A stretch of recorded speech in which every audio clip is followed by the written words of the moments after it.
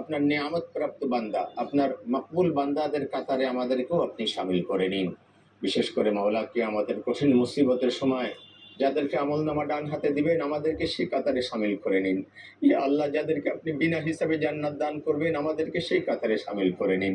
মালিক, আপনি যদি আমাদের কাছে হিসাব চান, আমরা হিসাব দিতে পারবো না। ইয়া আল্লাহ, মেহেরবানি করে আমাদেরকে বিনা হিসাবে যাদেরকে জান্নাত দিবেন সেই কাতারে শামিল করে নিন। মৌলা, আমাদের আব্বা আমাদেরকে ক্ষমা করে দিন।